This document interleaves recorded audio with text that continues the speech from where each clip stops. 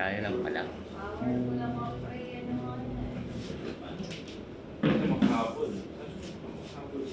Sino?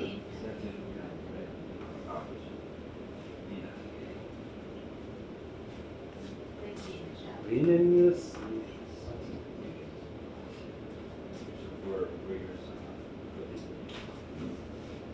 Ihabol pa.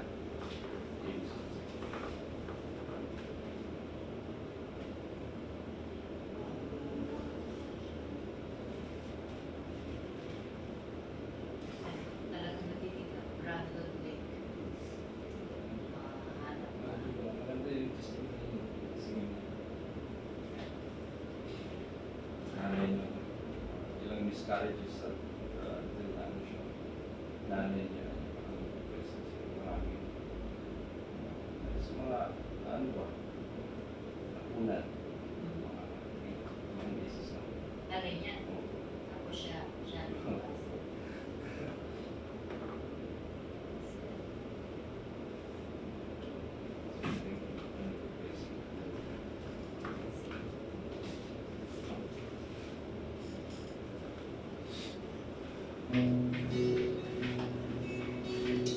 So, praise the Lord.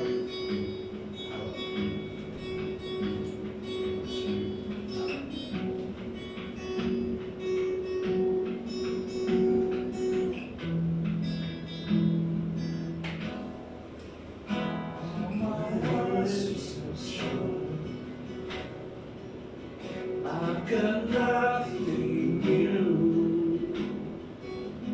How could I express my gratitude? I could sing this song as I often do. Every song I sing, and you never do. So I hold my hands, I praise you again and again. So I lift up my hallelujah, hallelujah.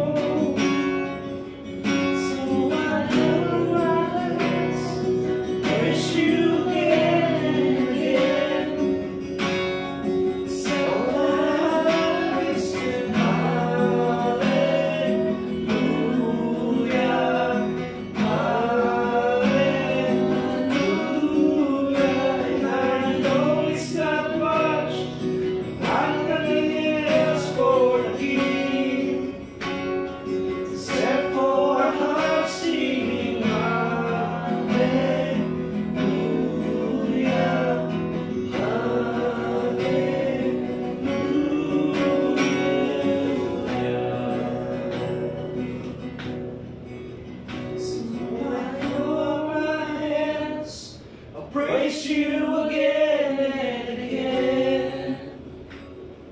So all that I have is to hallelujah,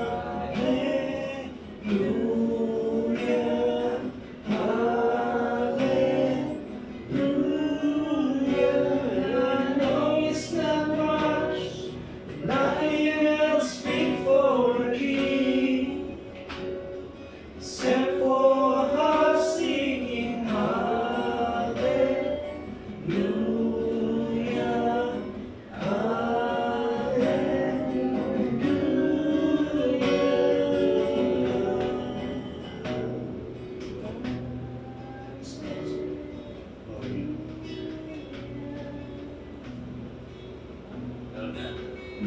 Salamat sa pagkakataon. Muli dinalagin naman po ang aming Panginoon pagkakataon na patuloy na nanginginig sa amin. Lord, sa pagkakataon na ito ay patuloy namin kayo. Yes, Lord God. Lord, yung barapa, yung bajaya, Lord, King of Kings, pwede ba nilingkanan namin ang lupa sa katawan? Lord, dito kami sa iyong mga pagpapagawa. Humingi ng kapatawaran sa aming mga nagmamapagkakasa na pagkukulang po ng isip. Sa mga nabanggit po ng dali na isip naman isip at dito po ng pagkakalingot. Ito ay sinasadyo din namin sa iyo. Sa aming mga nagawang pagkakaranihan ng aming katawang lupa sa iyong mga Lord, kami po pa namin nag-uusap po sa mga iyo upang magiging maginis po rin sa mga silid po din po nun.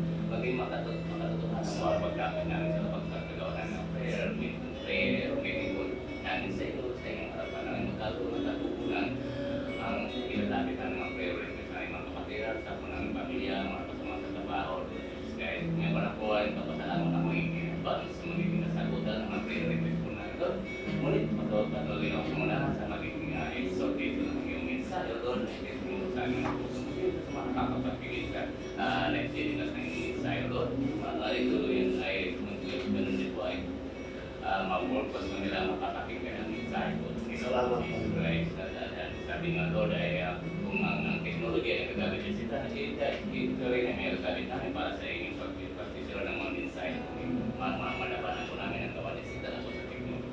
Ito para sa laman yan sa pangunguna po namin, hindi sa bawat sa amin, at pag-iingat po sa amin, o sa pinagagamit ko sa amin, bilang yung bahay man ang mga sa ating ngayon, at sa po sa amin dahil basta pag pinag-usap anak ko ng mahal kong tunga. Jesus Christ, mag-isama sa pagkayo ko ngayon.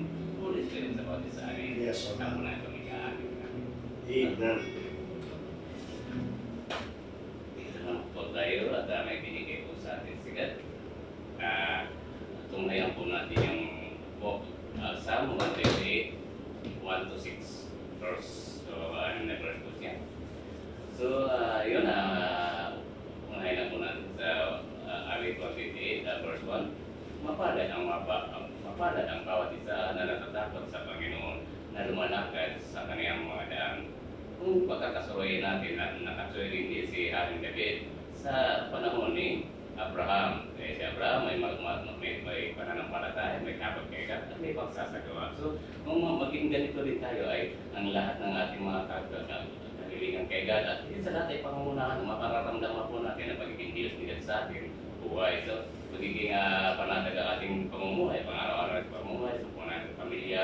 So, sa ganun ay magagawa natin tuloy yung pasabot sa kanya dahil siya tayo may tapos sa kanya. Kung wala tayong tapos sa kanya ay mananatili tayo malayo kay God. So, tayo patunay lumalakad sa likong landas. So, kung tayo magpapasakop at magkaroon ng pagpapasakop at unawat mga pagiging Diyos ni God sa atin, ay matatahag po natin ang tuwid na landas ni God. Bagamat hindi ito biglaan, but habang nga tayo nagkapatuloy kay God, nagkakaroon tayo ng motivation sa mga mensahe ni God at ito yung nasusunod natin. At naway talaga may sa buhay po natin. So, sa gayon dahil siya usapan tayo ng prayer meeting ay magkaroon ng katuparan ng ating mga kahilingan. Ito yung nakaatama sa atin, ilalapit na lang natin kay God. So, pangalawa na chapter verse 2, sapagkat iyong kakainin ang gawa ng iyong mga kamay, maging maginhawa ka at kabubuti mo. So, ibig sabihin, kaya ng mensahe ni God sa Old Testament, kay Adan na magtrabaho kayo para kayo mabuhay. Ganun din sa atin, magpapatuloy kayo ng buhay. So, pagtatrabaho. Ngayon, kung kung nasa atin si God ay patuloy tayo ingatan ni God, bibigyan ng isang kalakasang pangatawan, sa anumang kaaraw, kasi pinaka-dalis natin ay ating kalusugan, makapagpatuloy tayo, makapamamuhay at may bigyan ni God yung mga nakaatang ng blessings sa atin. Kailangan natin ay lagi naka-tune in kay God. So, ibig sabihin patuloy natin i-priority si God sa ating buhay. Nasa ng labas ng panambahan, loob ng panambahan. So, every milliseconds nga magiging Diyos ni God sa atin. So, ganun din tayo sa natin. Higit sa lahat, huwag po natin kalimutan pasalamatan siya. So, yun ang pinaka-the best kasi wasan na narinig ni God na patuloy natin sa pinasalamat ay hindi dito mo yung mensahe ni God na siya mapalibog po yung Diyos. Kaya dapat lagi natin sila pinasalamat at nakikipag-usap tayo sa Kanya sa pamamagitan ng prayer. Kaya sabi nga ni God, kahit saan kayo naroon at anong ginagawa niyo ay malayan niyo akong matawag o makipag-usap sa akin kayo pag-ibig. Una, verse chapter 3, ang asawa mo ay magiging parang mabungang puno ng ubas sa mga pinakaloob ng iyong bahay. Ang mga anak mo parang mga puno ng alugo o sa palikod ng iyong lugar. So, ibig sabihin, nanganganak ibig sabihin namumunga yung alba sa isang lalaki, sa isang aligin na tahanan, kung nakapagpasakop na kagad at dito papasok yung asawa niya, maging mga anak niya ay magpapasakop din sa pada ng tahanan. So, ibig sabihin, ang buong pamilya o ang tahanan ay pinangunahan ni God. So, ibig sabihin, pag pinangunahan ni God, ay walang mahanapin pang iba. So, nandoon na. Ito na yung mga blessing na gumula kay God ang magkaroon ng katiwasay sa bawat isa sa buong pamilya ay napakasikirit at may kasi matatawag na tahanan. Kasi pag magulo ang isang buong pamilya ay hindi ito matatawag na tahanan. So ibig sabihin, nandun si God, nasa kaligitnaan si God sa buong pamilya. Kaya dito nasabi na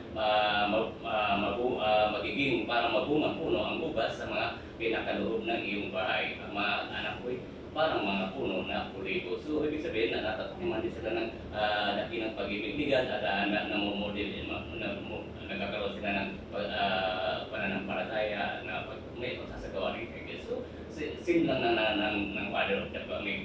So, maging sa ina ng tahanan. So, ibig sabihin ay damay-damay po ang pagiging Diyos ni God sa isang buong tahanan. Maging sa buong sa kasama sa mga trabaho, yan, sa anumang samahang ang tao. So, yun, malino ipinarating sa atin ni God. So, chapter verse 4, narito na ganito na. Kuya, hinga ka muna. Masyado ka magmamadali. Dahil lang, nung may tingnan natin.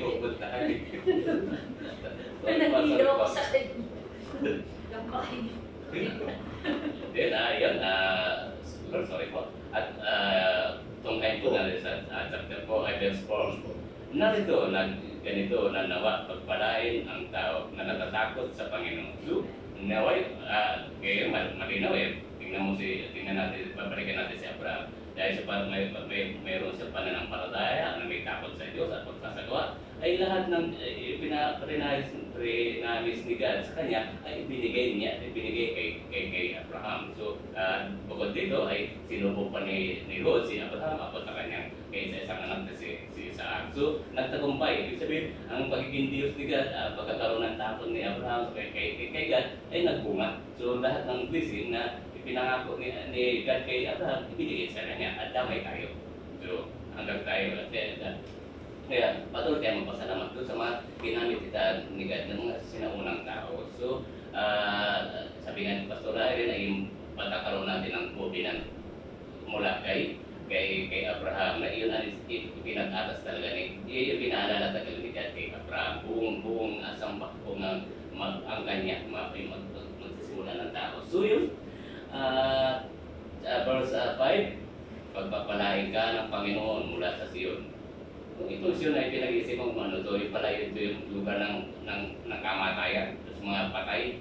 So, at iyong makikita ang buti ng Jerusalem at lahat ng kaarawan ng iyong buhay. Ibig sabihin, kahit tayo nakakaranas ng kamatayan, ibig sabihin, magkakaroon tayo ng kapahinga mula kay God. Ibig sabihin, yung mapagtagumpayan natin na matay tayo sa kasalanan, tapos magkakaroon tayo ng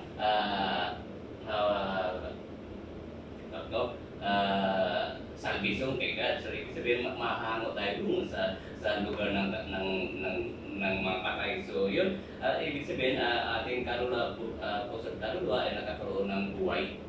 So, habang tayo ay nabubuhay pa. So, kaya lagi pinaalala sa atin ni God na manatili kayong nasa akin, magkaroon ng pananampalataya na may pagsasagawa at may takot sa Kanya.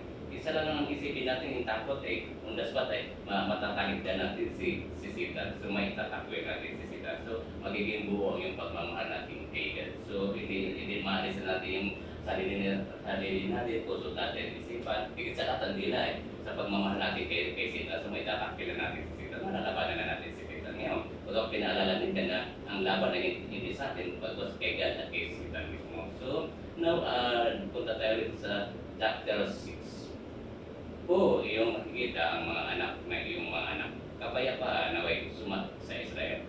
Ibig sabihin, Israel hindi lang si Israel mismo. Buong sangkatauhan ito pinapahayag ni God. So, kung sa Bible nga apat na salin lahi. So, ibig sabihin kung tayo papasabot kayo kay God, yun ang mga kamag-anakan natin, mga nakalapit sa atin ay ganun din matatanong nila. Dapat hindi ipapasok din na kailangan din magkaroon din sila ng personal na pananampalataya kay God. So, personal na pakikipagrelasyon kay God. Kasi dito papasok yung individual salvation. Hindi lang salvation, kasi pinakadakilang blessing ni God ay yung salvation na hindi natin hindi ko sa pili sa atin ni God.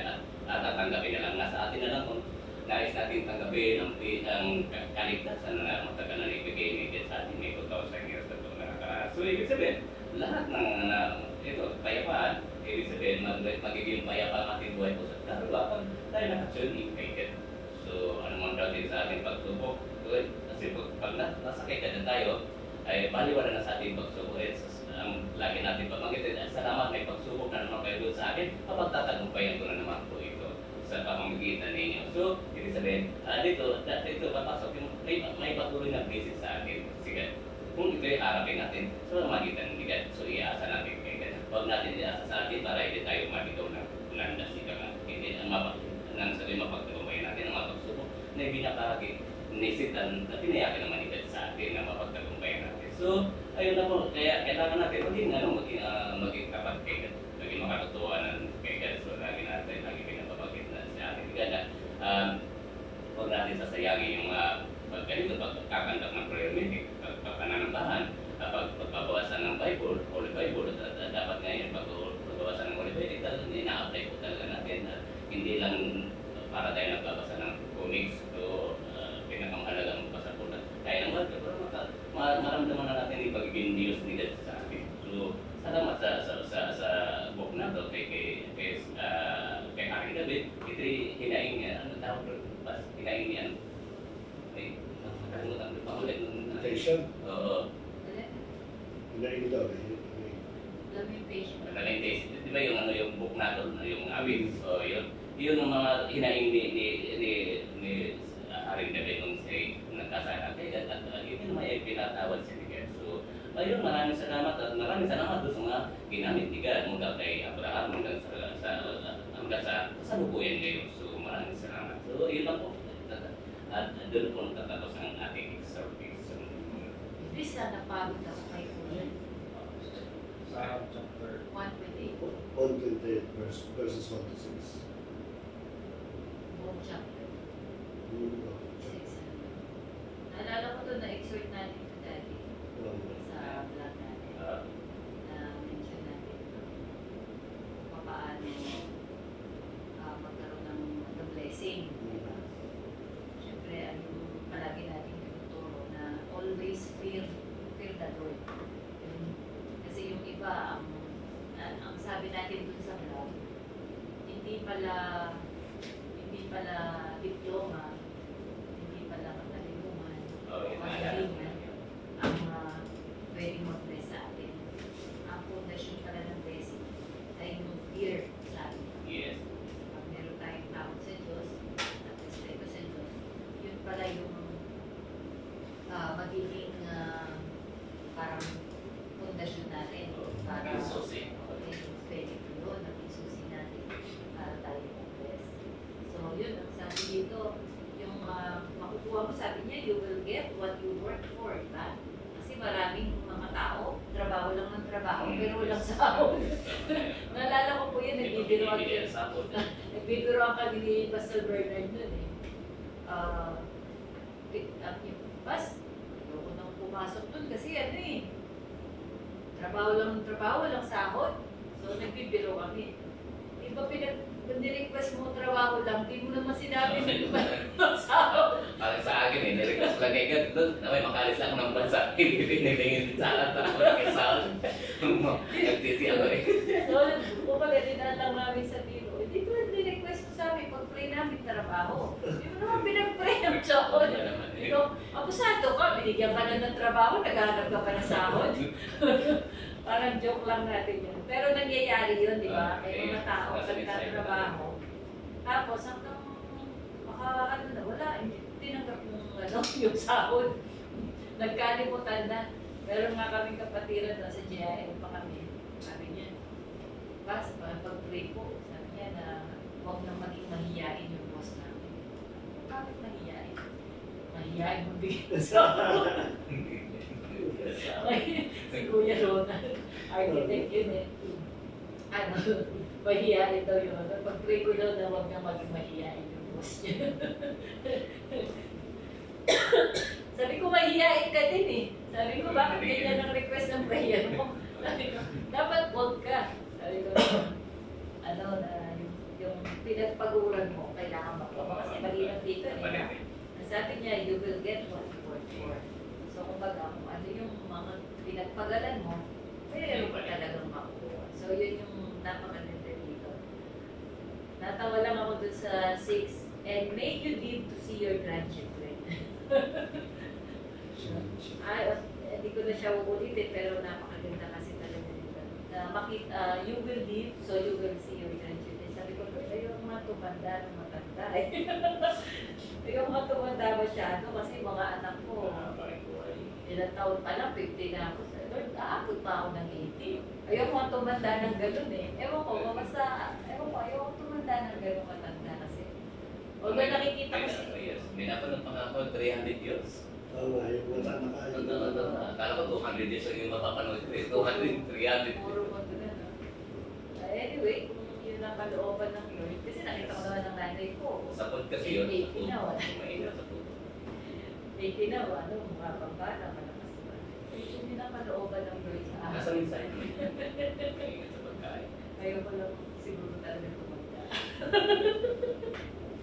Pero kung ano kalooban, di ba, ang Lord naman nagtatakda ng ng kamatayan. Anyway, so maganda po talaga. Ang number 1 lang talaga natin tatandaan. The fear of the Lord is the beginning ng wisdom, ng pagpapala, ng blessing, at ng lahat-lahat ng bagay. So, yun lang po. Pinakamalaki, pride. Kung nadinig ko ito sa isang message, sabi ko, tinutanong ko siya, ano raw ang greatest sin ng Israel? Sabi niya. At of course, pag sinabi natin Israel, may rebellion, yung matay sa puso, yung adultery, and so on and so forth. Sabi niya, yun eh. Yun ay bunga lamang ng isang malaking pagkakasama ng bansa Israel. Sabi niya. So, nagtanong sila, what is the greatest sin?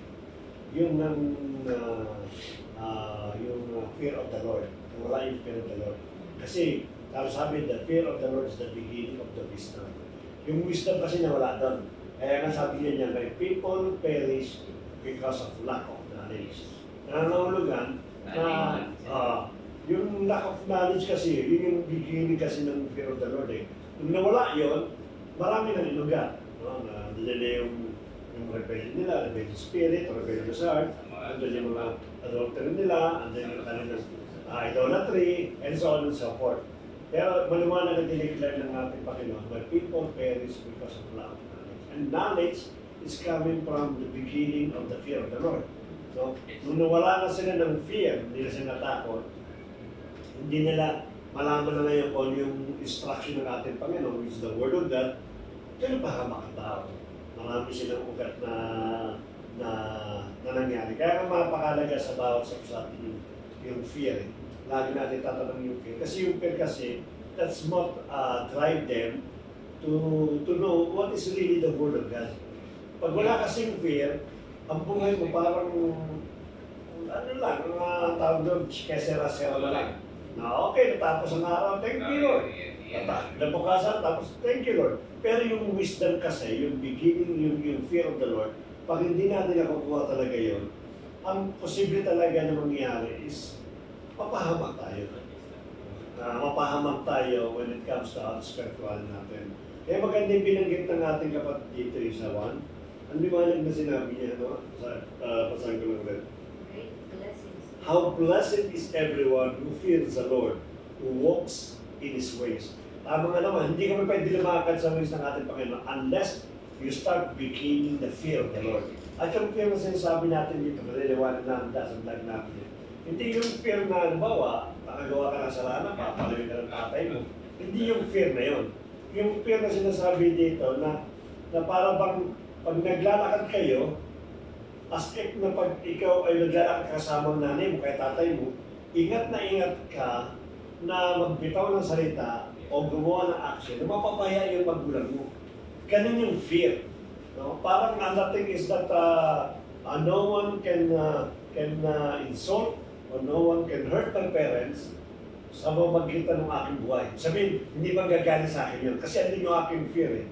So kung kasama mo yung parents mo at hindi takot ka nga na nasaktan siya, so magitan nung mga masabi mo hindi maganda, how much more ang Diyos? Ang Diyos lagi mo kasama 24/7.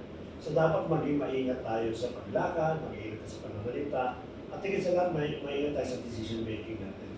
Kasi yung decision making natin, madalas kasalanan sa ating damdamin. Hindi na yung fear of the Lord, hindi yung nagsiserve yung ating damdamin. Kaya kung pag nagalit ka, kung ano sinasabi mo, ano yung mga decision mo, wala nang control. Tama yun. Kasi bakit? Kasi nagibabaw na yung sarili mo rather than yung fear of the Lord. Kaya sabi ko, mas maganda pagka mainit ang ano, just stop, ask God. Hanapin yung kalooban ng Lord and God will guide you. Kasi ano yung agad yung fear mo, yung makagawa ng mga bagay. Then hindi tama sa akin. Yun po.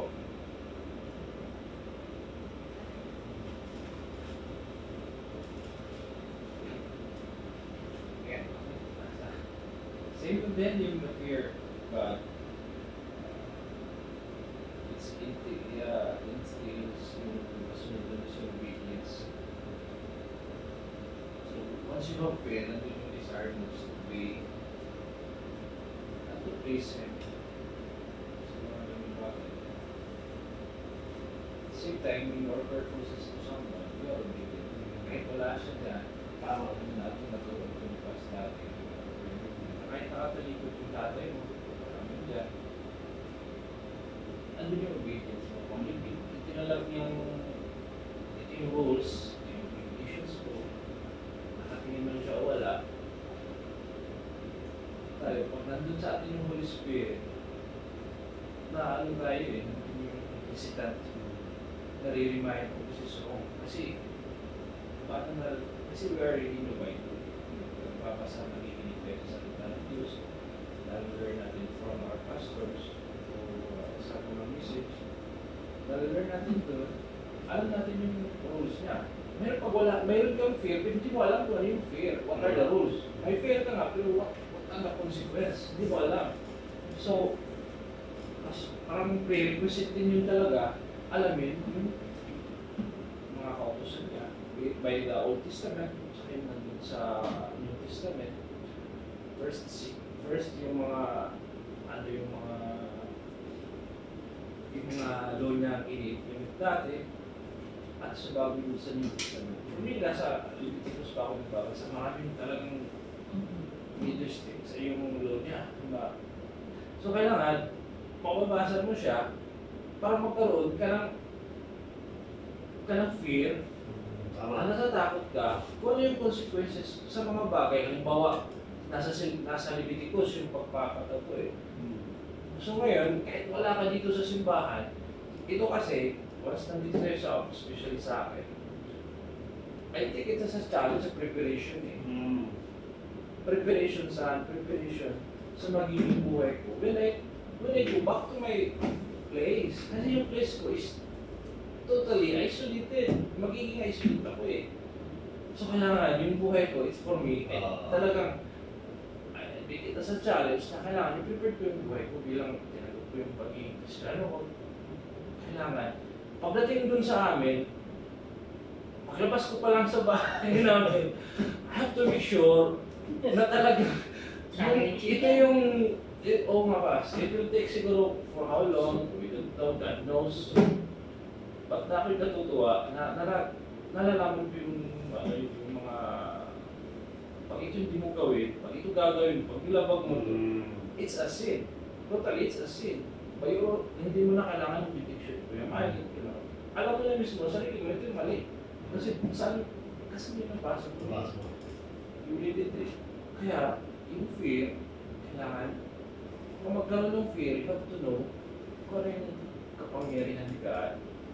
What are, Magka-listen. oo, yung abilities niya na maging maging inflicted dun sa buhay mo, sa mission mo, kung saan ka man sa pamilya mo, you have to know those consequences. And later, para magkaroon ka ng obedience. Obedience na wala siya, kasi nakatingin siya, wala ka sa panambahan, nasa labas. At alam mo yun, hindi tumali, dito na ito. From there, nagkakaroon ka ng righteous decision o magandang decision is for the glory of God. I'm doing this. I say no. Because He's watching. Kung saan tayo magkaroon din, alam natin. Lord, I'm sorry kasi mali yung decision ko. Tama yung sinabi pa. Relax yung emotion mo.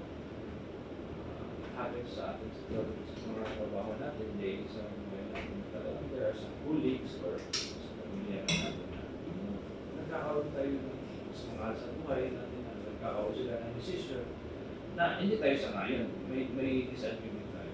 So instead, magkakaroon ka ng i-implement mo ngayon yung decision mo bilang may authority o may mga anak natin, natin authority as a father or based sa ating emotion, talagang it will dim the faith kung ano yung magkakaroon tayo ng emotion. So, tama talaga yun. Because Lord, which is I tried, because Lord, kahit makalain mo, tanggalin mo yung Genesis dito sa puso mo, tanggalin mo yung asal, inis mo sa kasi hindi ko makayaan na, hindi talagang dito, sa mga nandiyan namin. May malaking kita, parang may figura ko lang naman. Tapos naiinis ako sa tao. At gusto niya yung tao. Alam mo yung tao na mali yung ginagawa niya. So,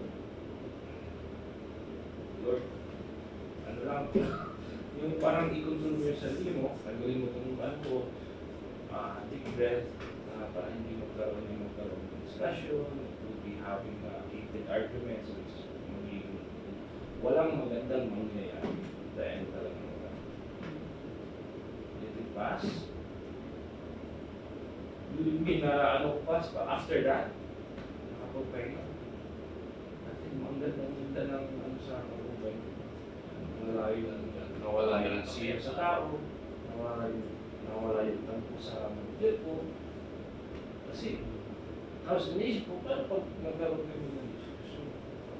Sino pa ako kasi magkakaroon ng kikular. So talagang maganda na-apply ko sa buhay ko at magandang isi-share sa mga talagang bumabasa yung Leviticus past video, nakakatakot basahin na yung Leviticus. Tapos yung marami yan, marami yung dyan yung mga pinagbabawal. Bakit gusto mo mabato at mamatay? Hindi ba? So yun, talaga bakit tayo natatakot, di ba? Ano ka kaya natin ka na maligid sa at ano yung consequence? At after that, ano yung consequences? You look after the bright side. Ano naman yung mga magagandang ibibigay niya once Naka-obey ka. sinusunod mo yung mga bagay. Kasi konektado yan eh, yung wisdom o yung knowledge, nakakonekta talaga yan sa Word of God. The more that you are reading the Word of God, the more knowledge and wisdom will come to you. At doon na nakikreate sabi mo ng fear. Nabibigyan ako, ito pa ano. So sa mamagitan nun, yung buhay mo, kung magiging resulta, ay aayos yung buhay mo. Kasi nababasa mo. Maliliit na mga small issues sa pang-araw-araw natin. Kasi,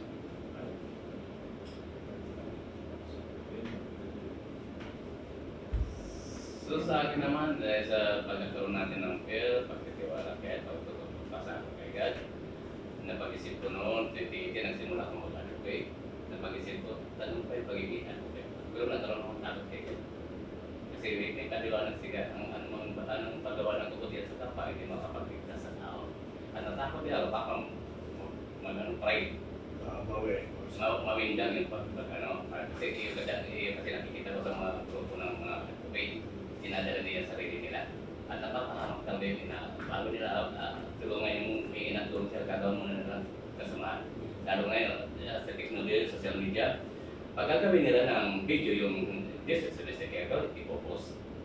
Na ang nagiging indikasyon, once na napanood ng app yun, kawawa yung OFW. So ibig sabihin, dahil pinagagawa nila ng video para pagkakitaan ng video sa social media. So hindi nila, may napagsabihan ako nun ng isang babae, hindi nila alam na hindi nila tumutulong sila, pero hindi nila sinasabuhay yung safety first, safety doon sa OFW.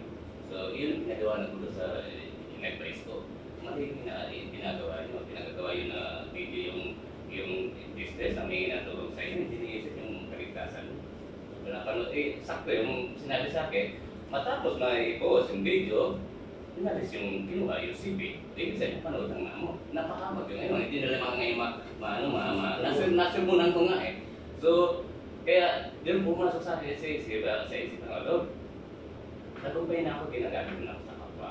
So, gusto ko rin mag-capture yung insight. Yung may sa buhay ng mga mensahe niya. Kaya ito ako ngayon, tapos ang pinabasa pa rin sa akin, kung kayo gagawa ng kaputihan sa kapay, sa posto, sa buhay niyo. Kaya tayo nagpapatuloy. Kaya naman, nagiging matagumpay. Kasi ang iniwasan mo talaga yung tumakya ulo. Kasi hindi mo na dinadala si God. Dinadala mo yung sarili mo. So mapapahamot kong tagayan. Kaya sabi ko lagi sa mga kiso, sa mga example, this is musical. Isa tinatawag ko sa mga edits na hindi gawain niya. Nakasunod tayo na may protocol ako. Nakasunod tayo sa batas ng Ministry of Labor sa amang batas ng Ministry of Labor. Naka-tune in tayo. Wala tayo lalapag. So, trabaho ng puluyan o ipasiyan yung nire-request nyo sa akin. So, yun. Ibig sabihin, binibigyan tayo ng knowledge to wisdom eh. Pag sinurrender natin ang sarili natin sa kanya. So, tama yun. Napakaganda naman na makikita natin dito na yun nga, naging paborito ko yun yung Proverbs 7 verse 4 ay 4 verse 7 sabi ko, in all you're getting and understanding. So, paano mo tatanggapin itong blessing ng Lord? Kailangan may understanding ka. Talaga sabi mo, kapag nilabag ko ito, ito yung parusa. Pag naman sinunod ko ito, ito yung blessing. So, may understanding ka, paano mo makagapin yung blessing? Ito pala yung obedience. Diba? Nakikita natin na ang sarap pala talaga magbasa ng Bible. Kasi makikita mo yung mga tinuturo ng mga secret to anointing, secret to blessing, secret to prosperity. Pero totoo eh, nothing is secret. Nireveal na ng Lord eh, from the Old Testament. At makikita natin, bakit si Zacchaeus, ginawa niya yung 3 times, ibinalik yung mga lalaya niya. Kasi sa Leviticus na doon eh. Kapag nakadaya ka, ibalik mo. Parang yung kalabaw na hiniram mo. O diba, yung kalabaw na matay, na hindi mo nalalaman, hindi mo yun babayaran. Pero pagka namatay ng nalalaman mo, kailangan, kapitan mo ng 2. Mga ganun, mga sabi ko, ito pala yung ano niya, yung Zacchaeus. Sabi ko, akala ko nun, sobrang napakabait ni Zacchaeus, grabe talagang pagbabago sa kanya ng Lord. Hindi pala, sinunod niya lang pala yung nasa mosaic law. So, ang Lord talaga is napaka-appropriate at talagang makikita natin yung kami talagang ako lalo. nakikita ko yung pag sumusunod ka, walang mahirap sa umpisa. No? Parang ngayon kasi ang nila, graceful naman si Lord, mabait naman si Lord. No? Totoo, mabait siya. Pero may nawawala sa'yo. Akala mo may nagiging ka. Actually, may nawawala kasi the more na namumuhay ka dun sa kasalanan at iniisip mo graceful siya, nasasanay ka sa kasalanan. Hanggang sa pagdating ng panahon, matigas na puso mo, di ba? Yun yung nagiging kalos ka na. Nakalimutan mo na pati Lord. So, ang mangyayari sa'yo, wala, backslide talaga yan. Hindi ka na makakabounce ka. So, mayroong nawawala sa'yo. Kada iniisip mo, graceful naman ni Lord, nakakalimutan mo, Justin siya, na nagpapanish siya, na mayroong consequences. Nakalimutan mo, puro ka na lang sa grace. Kaya yung mga puro nagtuturo ng grace, ay inis talaga ako dun eh. Actually, ituro mo, pwede siya ituturo talaga yung grace kasi talaga namang napakaganda ng grace. Pero pag hindi mo naiintindihan, paano ituro, hindi mo alam paano ituro, maliligaw, at saka, maaabuso nila yung word of grace. Pero pag naituro mo ng tama, ang ganda nun. Sabi niya, ganun pala ako kamahal ng Lord. Yung bang parang ang puso mo pa bagbag na gusto mo sumunod. Kesa pag mali ang pagkaturo, ay graceful naman si Lord. Okay lang ito, mamuhay ako ng ganito. Mabait naman siya eh, maintindihan naman niya ako eh. Diba? Yung kasalanan ko pala, bayad na. No? Yung nagawa ko noon, ngayon, yung bukas. Diba? Kasi mali ang pagkaturo eh. Mali kasi ang pagkadeliver. Kaya ganon. Ngayon, nakala nila, walang nawawala sila. Actually, mawawala sila. Mawawala yung kaligtasan. Kasi yung puso mo, magiging ano eh. Parang, di ba yung habit niya? Yung na nagiging habit na. Once nagiging ano mo eh, parang ano po, di ba? Sisinungaling ka. Oo, habit. Parang, palagi ka nagsisinungaling. It sounds true na lang eh. Oo. Parang nagiging totoo na yun. Siya kasi yung nagiging habit mo eh. Ganun naman yung sa grace sa akin. Narinig ko mas ano sa akin yung yung mensahe natin lagi. Wait, nabasa nila mo. Anytime pwede lang kumili. Eh ngayon, pag kukunin ka daw, pag may unconfessed sin ka, isang kahit mali, di mo po, ganun katotoo ba yung task? Kasi ganun po yung inspiration. Once you have an unconfessed sin, you're in a time of judgment. Wala kang, kung may kasalanan ka na hindi mo confess to God, may chance na mapupunta ka sa akin ganun eh. So, nakakatakot siya.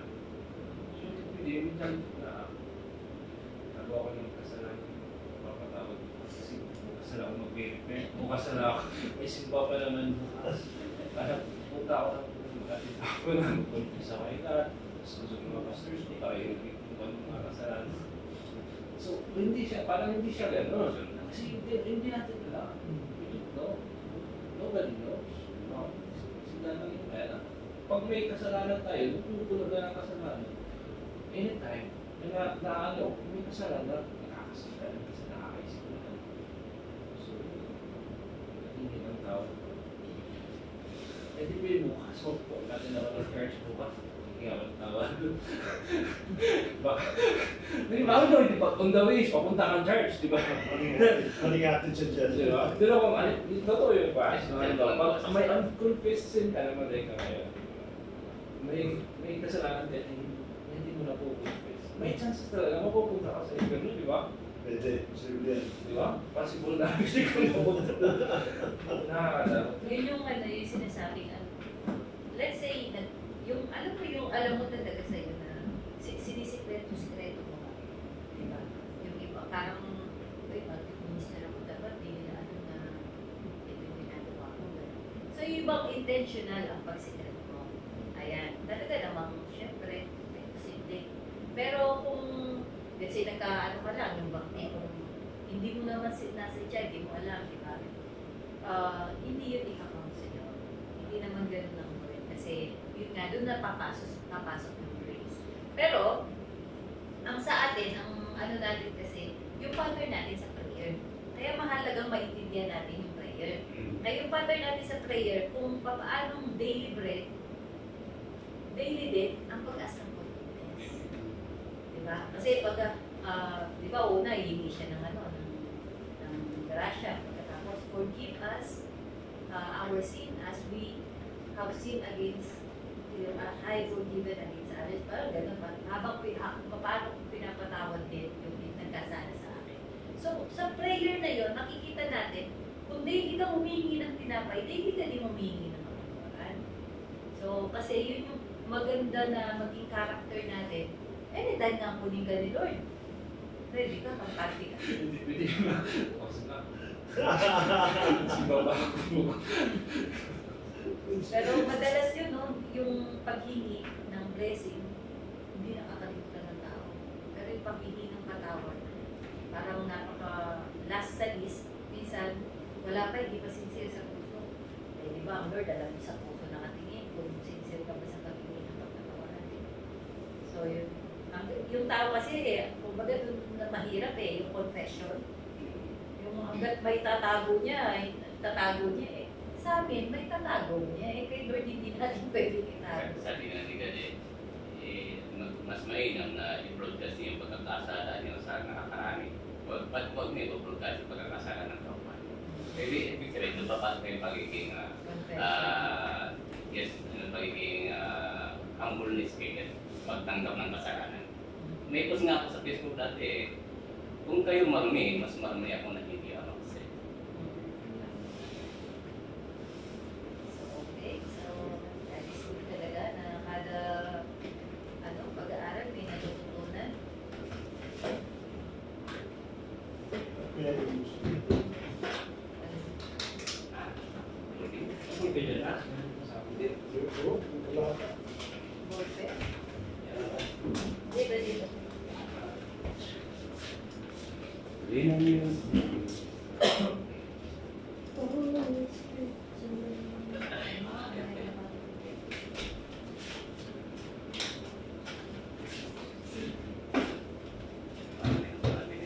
Mamaya ka nag-close dyan. Kapag-tiin na ako sa close to the ilagay na lang yung post. Ang siyempre. So, ito na lang, 1, 2. Ganun na lang eh.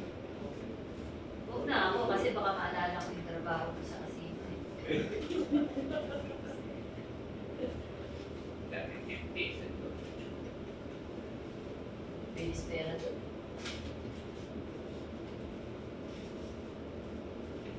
Yan. Pangasa ko na. Yan. Okay, siguro kaya pa yan. Ha? Okay,